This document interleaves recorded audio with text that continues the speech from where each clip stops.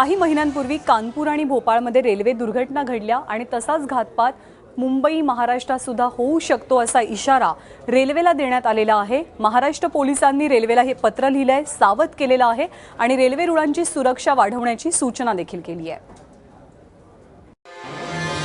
Railway track अतिरेक्यांच्या निशाण्यावर।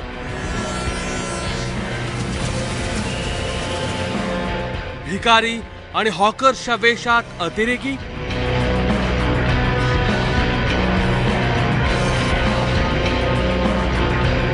कानपूर आणि Bhopal railway कांडानंतर Maharashtra पोलिसांनी रेल्वेला पत्र लिहून स्टेशन्स आणि रेल्वे ट्रॅकची सुरक्षा वाढवण्यास सांगितलं। इतकंच नव्हे तर भिकारी किंवा हॉकर्सच्या वेशात अतिरेकी आपला प्लॅन तडीस लावू शकतात अशी भीती पोलिसांना आहे। गुप्तचर विभागानं तसा अलर्ट जारी केलाय। महाराष्ट्रात 1,15,000 किलोमीटरचा रेल्वे ट्रॅक आहे। दररोज किमान 12,000हून अधिक ट्रेन त्यावरून धावत असतात, ज्यातून दिवसाला 2,30,00,000 लोक प्रवास करतात। रेल्वे स्टेशन्स आणि ट्रॅकच्या सुरक्षेसाठी देशात 65,000 पोलीस आहेत।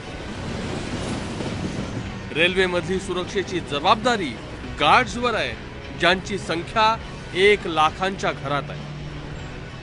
त्यामुळे रेल्वे ट्रॅक आणि गाड्यांची सुरक्षा इतक्या कमी मनुष्यबळावर कशी करणार हा प्रश्न आहे। महाराष्ट्रात गेल्या 2 महिन्यात 5 वेळा रेल्वे अपघाताचा प्रयत्न झालाय।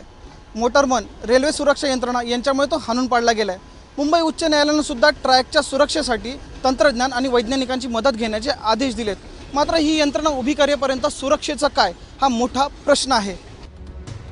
मुंबई हल्ल्यावेळी दहशतवादी समुद्रमार्गे आणि पर्यटकांच्या वेशात होते।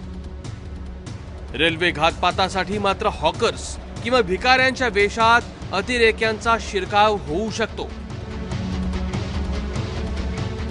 सामाजिक न्याय खात्याच्या माहितीनुसार देशात 4 लाखांहून अधिक भिकारी आहेत। त्यातले सर्वात जास्त म्हणजेच 81,000 भिकारी फक्त बंगालमध्ये आहेत। त्या खालोखाल उत्तर प्रदेशात 30,218 भिकारी आहेत। मुंबईतल्या भिकाऱ्यांचा आकडाही मोठा आहे, तर सर्वात कमी भिकारी दीव, दमण आणि अंदमान निकोबारमध्ये आहे।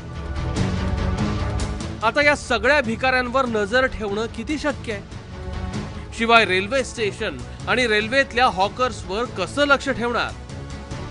रेल्वे पोलीस किती पुरेसे पडणार हा सुद्धा संशोधनाचाच भाग आहे। रेल्वे भारताची लाईफलाईन आहे। दऱ्याखोऱ्यातून आणि नदी नाल्यातून धावणारी ही रेल्वे आतापर्यंत बिंदोक धावत होती। मात्र गेल्या 2-2.5 वर्षापासून पोलीस, गुप्तचर यंत्रणा, ATSने अतिरेक्यांच्या मनसुब्याला सुरुंग लावल्यापासून आता रेल्वे रडारवर आली। त्यामुळे तुम्ही सतर्क राहा। प्रवास करताना कुठलीही अनुचित वस्तू, व्यक्ती दिसली तर पोलिसांना नक्की कळवा। योगेश माने, ABP माझा, मुंबई।